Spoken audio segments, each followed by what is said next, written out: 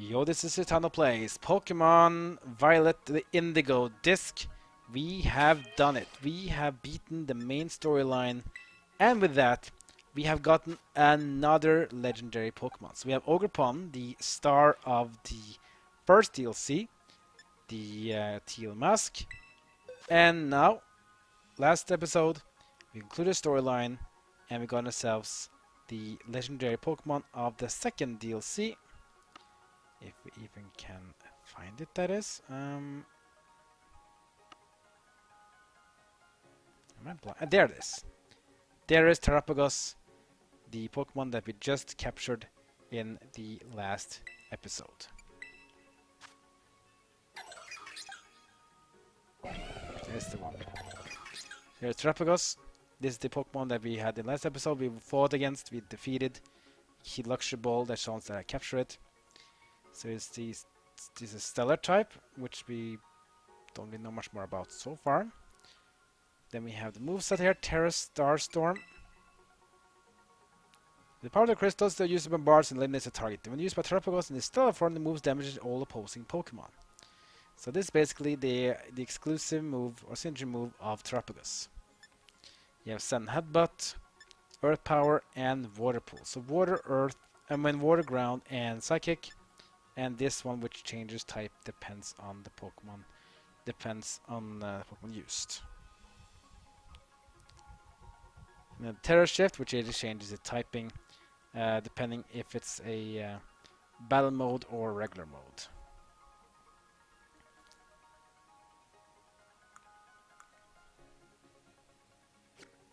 Alright, but what is Stellar-type though? Maybe we'll find out more. So, let's go to the classroom. Meet with Miss Briar. This is gonna be basically, say, wrap up the storyline of Indigo Disk. Let's go and talk with Miss Briar. There she is. Hey, Zatanna! Glad to see you! You feeling rested and recovered after our big adventure down in the Underdepths? Yeah. Oh, youth really is an enviable thing. Enviable thing, even. I'm still feeling all wrung out despite having been back for a while now. But on to why I called you here. Since our return, I've been writing up everything we discovered on our expedition. Honestly, I'd hardly slept. I obtained Cheetah's permission to turn it all into a book. But don't worry, I made sure to skip a few details and omit the names of those involved. So, voila! A proof copy of the book, freshly delivered from my publisher, just for you. And we get a copy of Miss Briar's book. A proof copy of the exploration notes covering the Area 0 Underdepths.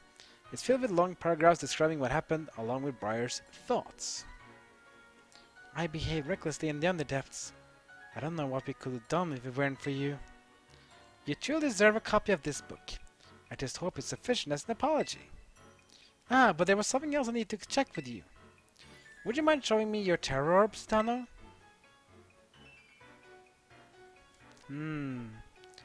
I thought as much. It's behaving just like Kieran and Caraman's orbs. I think it might be because your orb is directly exposed to energy from Terapagos.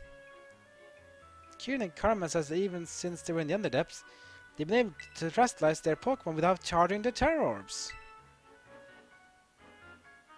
Actually, there's one more piece of news I should share with you related to those deepest depths. You know the terrarium core that hangs on the ceiling of the terrarium? Well, until now, I've been keeping it topped up with a mixture of Paldean soil and water from the crystal pool in Kirakami. That's how we'll be able to stabilize the terrestrial phenomenon on our academy grounds. But the other day, I tried adding crystals I collected from the Underdepths to that mix, and it caused the properties of the core to change. The result? Pokemon shining in rainbow colors have started appearing all over the terrarium. And they had a stellar Tera-type. Thanks to this, my research in terrestrial phenomenon is shining brighter than ever. And here we have the stellar Tera-type explanation. So let's read into it. Stellar-type translation grants a boost to moves, but only once per move type. So basically, if you have multiple types, you can use boost once for each of the type. After you use a move, know the moves of that same type will get the boost. In Terra Raid battles, all moves will be boosted without limits. In other words, if in Terra Raid battle and you Terra Slice into Stellar Tera type, all moves will be boosted without limit like crazy, so you don't need to worry about Terra type of your Pokemon. But in non-Terra Raid battles, you can do that once per move type. So that's kinda awesome, but do note that Stellar Tera types are only offensive. It has no defensive changes, so you are still the same type as you are. For example, Glimmora, which is rock poison. When using Stellar Tera type on Glimmora, it'll still be rock poison type. Doesn't change to anything else. But now, with this one, it'll now have boost its rock and poison type along with other types it has movesets on. Once per move type in the regular battles, and all will be boosted without limit in Terra Raid battles. Oh, and there was one last thing. A man in a blue suit was looking over for you by the entrance to the academy. That's all I have to report for now. Thanks for setting aside some time to chat. I'm off to pay a visit to my publisher, so I'll leave you to it. Next time we meet, I ask you for a good long look at Terapagos. Until then.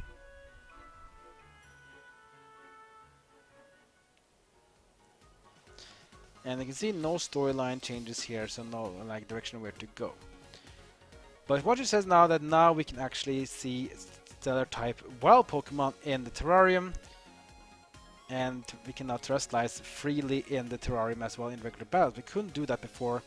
Now we can do that, which is nice. But we are not done yet. You can see there were some exclamation marks in other places too. For example in 3-2 and the League Club Room, for example. Let's go to Classroom 3-2 first.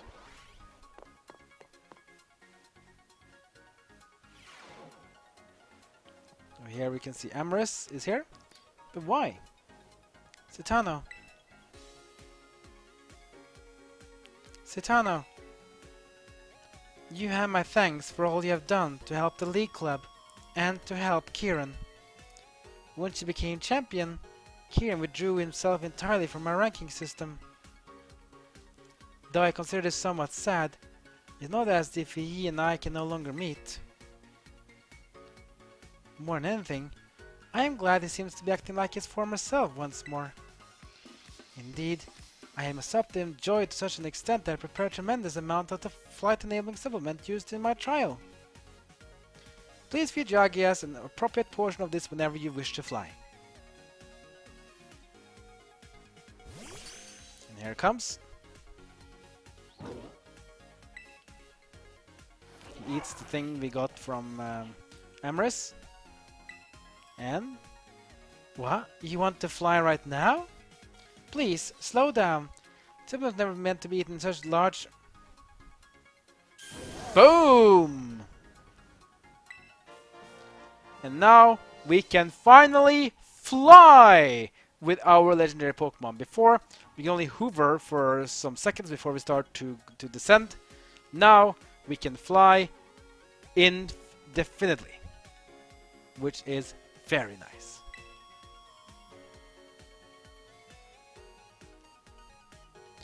It will seem your Agias has powered up somehow. From the looks of it, I guess it has to gain the power to fly wherever it wished to. Well, I suppose it's an acceptable outcome. As it happens, there's a super hard course for my flying time trial.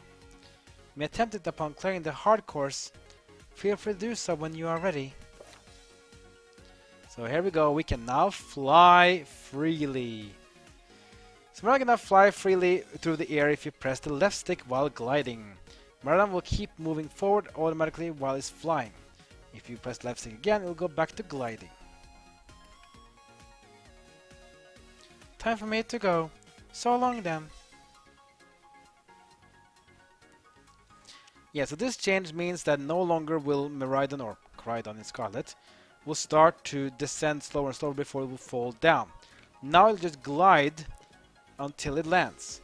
If you press left stick, it will start to fly upwards instead. So if you just play left stick back and forth, it basically is to go straight forward indefinitely, which makes this a massive change in exploration. Alright, let's continue next time. We have the League Club Room where...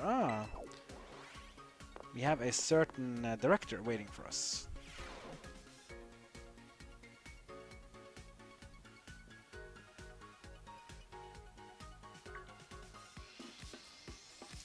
There you are, Citano. Just the person I was looking for. I heard the news. You're the new BB League champion, am I right? I'll admit, I'm blown away. Inviting you to this academy was the best decision I made recently. So, now that you had your time to get comfortable here, how do you fly in Blueberry Academy? Are you having fun? I love it here. Good, good. Just what I like to hear. Anyway, there's a small favor I'd like to ask of you, Citano. You see, the whole academy has become so much more lively and energetic since you came here. And that got me thinking, maybe we should have even more people come visit from Paldea. Have they come as special coaches or something? You know a lot of people, right? You got lots of friends and everything. I mean, like teachers from your school, gym leaders, that sort of thing. Oh, and any strong friends of yours are also welcome here. Leave it to me. Talking like a true champion. I knew you were the right person to ask.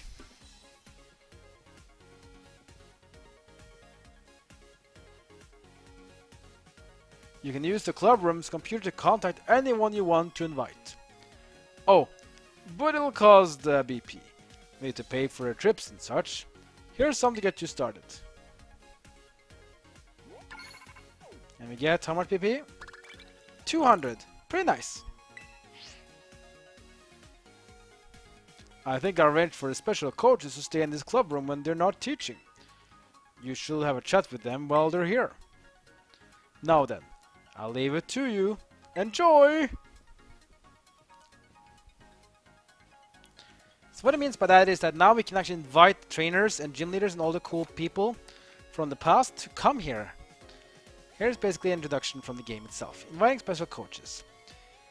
Using the PC in the League Club Room, you can invite your friends and acquaintances from the Paldea regions to visit Blueberry Academy as special coaches, who you can talk to and battle with. You can have a max of 2 visitors over at a time. As an example here, we can see Kathy and we see Kofu, the gym leaders of Bug and Water type. So we go to computer, we can do stuff, we can contribute BP, we can call a special coach. So these are the coaches that we have currently. But there are more coaches that you can do, but they'll unlock as you do special things in the game. So here we have the 8 gym leaders. We have KV, Brasius, Iono, Kofu, Larry, Rhyme, Tulip, and Grusha.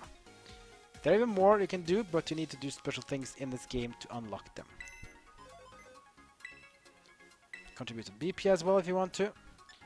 We can, for example, get some more throwing styles. You can talk to this guy, you can change the throwing style, and you can do this unlimited.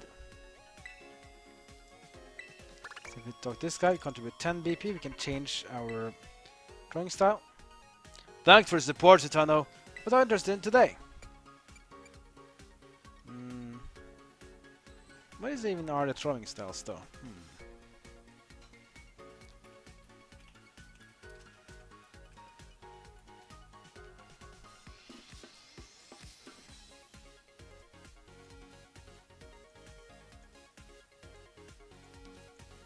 Take a look at him. So we have left-handed style. This one I think we saw before. Original style is the default one. Left-handed style is the... yeah, I just chose left-handed instead of the right hand. Yeah, the reverence style, which also we already have. This one throws it with both hands. Then the dainty style, which basically a bit of a smug throw upwards. Pretty basic. Then we have the smug style, where you just like you just stand smug and just throw it like you're, think you're big style guy. Then we have the elegant style. We throw it a bit more elegantly, I guess. And then we got Nevermind. Now Nevermind is that, well, never mind. There are more styles in this to unlock them, but you have to purchase this with BP.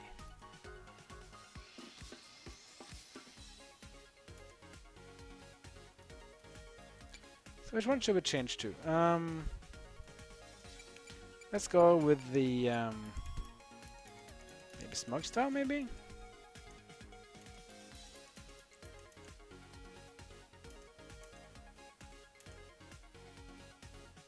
Nah, not that smuggy guy. Maybe the dainty style, perhaps. Yeah, dainty style looks cool. So how will this change? So now you're gonna teach me. And then this is how it looks. Yeah, this looks cool. So this is going to be the way we're going to throw Pokeballs now, moving forward. We just call him again, and we can change the style to whatever we want. But we can't. It's not that we can't preview the styles. I wish that we could have preview. Okay, what else can we do? We have the item printer here, which is a tool we can create items from materials that Pokemon can drop. It costs 200 BP. We can add that. Let's do it. 200 BP though. It's costly, but we can get it back. Yeah, yes, hi. This is Science Club. Wow, this is the first time we've gotten a donation. Let me hurry right over to deliver the item printer for you. Let's check out the item printer. Thanks for opting to set up one of our new item printers. I'm a member of the Science Club. We developed this device. I'll be right here to help you use it. Not too much trouble to have me in your club room. So, straight to it. What is the item printer? If you put materials dropped by Pokemon in this printer, along with some BP, you'll be able to get items in exchange. So item printer's device allows you to turn materials that Pokemon drop into items you can use. You get one kind of item per print job, so think about how many print jobs you carry out each time you load the printer up. The exact inner workings are a little secret. We're in the midst of applying for a patent, you see. But all you need to know is that it takes materials and lets you print items, and it's fantastic. It's really exciting to see what might come out, and it's so simple to use. With that in mind, would you like to print some items with the item printer? Yeah, let's do that. Let's try it. So you can even see here the percentage we need. We need to fill our percentage to 100% to print items. We have a lot of Meowth first, so we can do a bit of that. Anything else we have a lot of? Something else we have a lot of, right? Oh wow, Hapney Dust. Well, that's a lot. 158. Ooh. Probably because of all the chances I've beaten. Let's do 2 of those. And then we need 10 more %. Or just 12% anything. Let's see, what is it? Earthworm Tarnish. Maybe that was a bit too much. Knuckle Salt. There we go. Print items.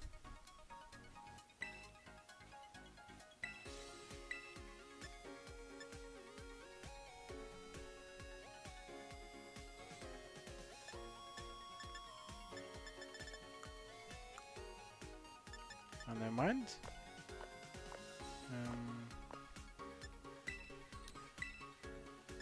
It's the Bonsitir then. Print items. Save progress and use 5 BP to carry the print job. Yeah, you have to save. You have to save because it's just to prevent people from cheating, like loading the game again and then turning it try. So, what do we get?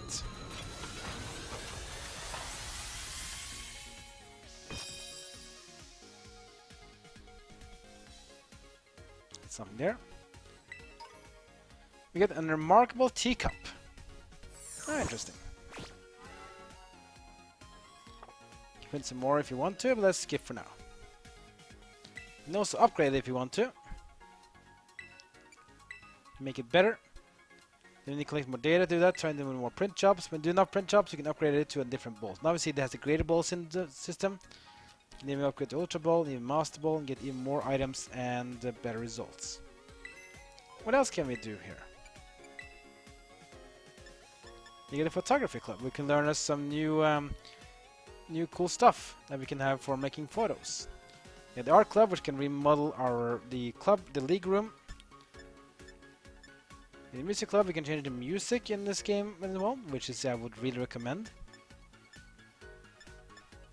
We can change the biodiversity in different places.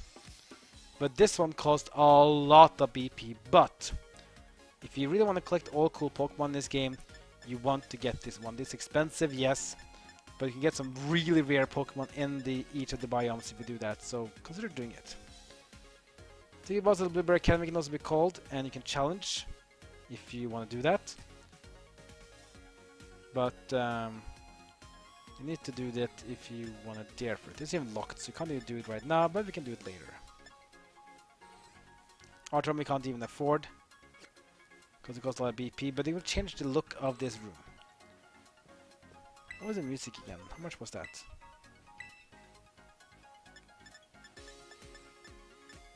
Only 50. Yeah, let's do that. Let's get the music speaker. I'm merging to Donald's phone, yeah? Props for supporting the music club. Looks like you forked over enough BP, meaning you will get to send you that speaker. So won't be along within 2 shakes. Just chill like a slow king till it gets there for you.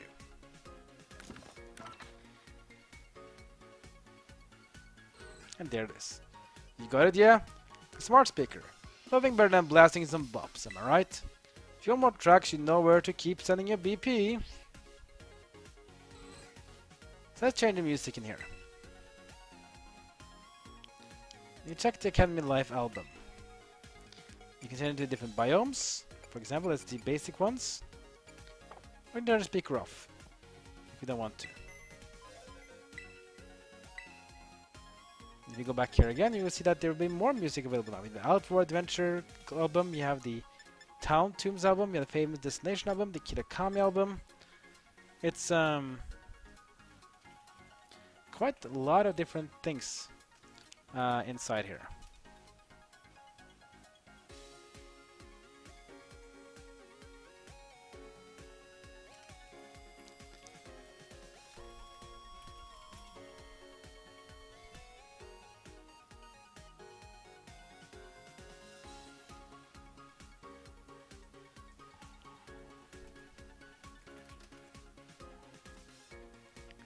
Let's see, what else can we go for?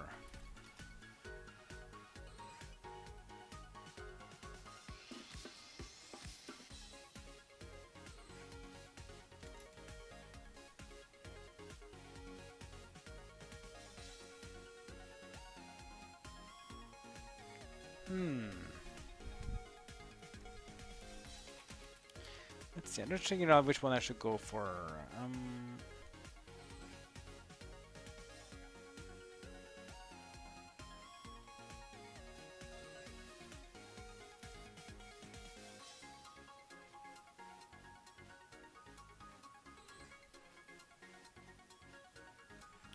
Oh yeah, we can't get one I want to. This was one called Special Songs, but I don't think we can get it before we have unlocked all the other music, so... The one we're looking for is called Special Songs, but I think it's only available after you beat all the songs. But yeah, there's other music you can get there from, for example, the Auto Adventure are the Paldean ones, the provinces and the desert.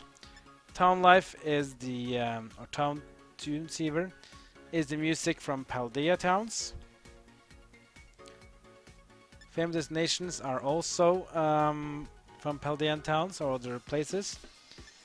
And Kitakami is of course Kitakami music. The last one has some other cool music which you can get, including music from Gen 5 and Legends Arceus, just so you know.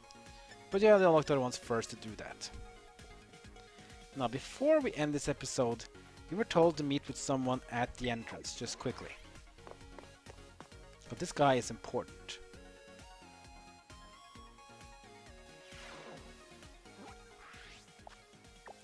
There's no quest tag here though, because we're already done with all the quests inside of this game. But what guy was it? Is this guy over here, Snacksworth. Oh ho ho! Look at the cut of your jib. You must be the one everyone talking about. You're the Paladin exchange student, Sutano, or my name's not Snackworth. Yes indeed, call me Snacksworth. I do love to see the young students putting some real effort in their self-improvement. Especially the kids who really give their all for their all BBQs. I reward them with snacks. These snacks I made are very special treats, made just to the taste of certain Pokemon. With one of my snacks in hand, you may find yourself running into quite spectacular Pokemon.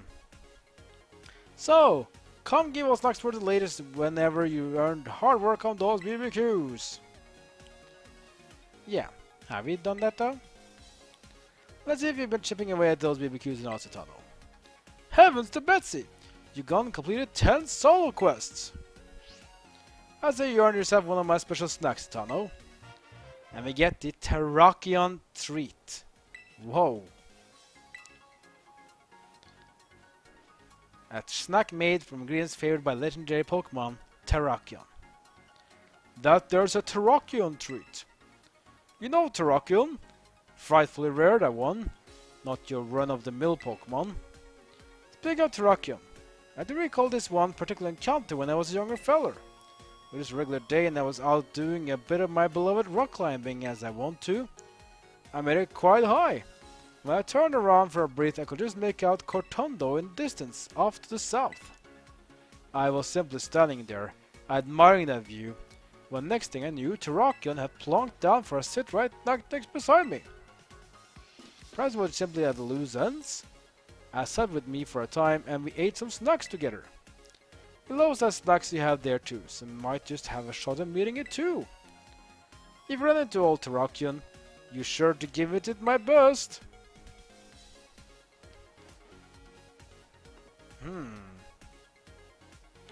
So yeah, this guy is the important guy for finding legendary Pokemon, because legendary Pokemon added in the DLC, you only can find them after you do a certain amount of quests or group quests.